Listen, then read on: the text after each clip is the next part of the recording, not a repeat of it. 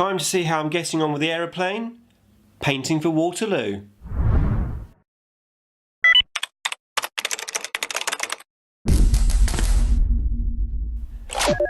Nick speaking, and welcome to this video. Right, today we're going to have a look at the work that I've been doing on the aeroplane for the Painting for Waterloo project. So this is something which has been started by British Legion and Pebecus. I'll put a link to their two channels in the description below. Check them out if you can, please. Two awesome guys. And it's in honour of Waterloo 745, who's recently become quite ill, and this series of videos is there to help him with the recovery progress, to give him something to watch, etc. Right, okay, so we're going to have a close look at the plane, but before we do that, if you would like to keep up to date with the wonders of Warhammer 40k, then please give me a sub and hit the bell button so you don't miss an upload. Right, let's have a closer look at the plane. Right, there she is. So this is a Messerschmitt Bf109E. Now I don't own anything but Citadel paints, and I was looking at the artwork on the box and also a few images that I found on Google, and the paint scheme, nothing that I sort of owned sort of matched up to the paint scheme from the Citadel range. So I decided to just mix up my own colours, to try to colour match the best that I could, and also use a few images that I found on Google to get an idea of sort of the patterns of the ship as such. So what I'm going to do is spin the ship around, well, it's not a ship, is it? The aeroplane around here. So I decided, as it was so small, that I wasn't going to sort of mask it up. So I went freehand. So first of all, I painted the whole thing in a grey sort of bluey colour.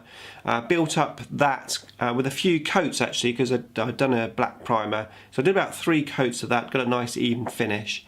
And then I started going in on the top with a couple of layers of this sort of like army green, I suppose you could call it. So I went in there, and then at the end I did this sort of pattern with a darker sort of greeny colour.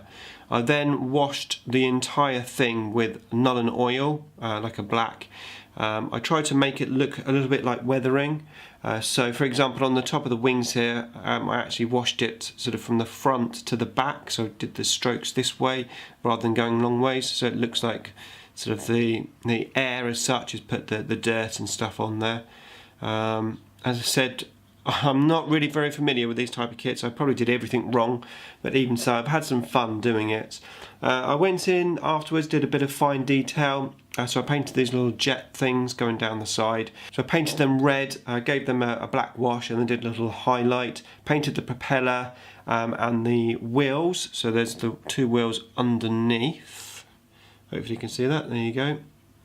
And then I highlighted those. Now I didn't bother highlighting all the other paint because, rightly or wrongly, I just felt like it didn't really need highlighting on this particular model. I also painted this little piece, which is like a little plaque. So I painted that the same colour as the underbelly, and then I went in and blacked in the writing, and that is obviously supposed to go on the little base there, but I'm not going to glue that on until I've obviously varnished everything.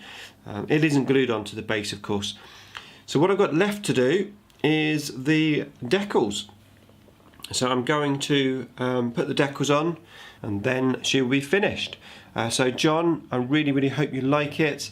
I hope you've enjoyed these couple of videos, and there'll be one more video which will be the showcase video coming soon. Beam me up!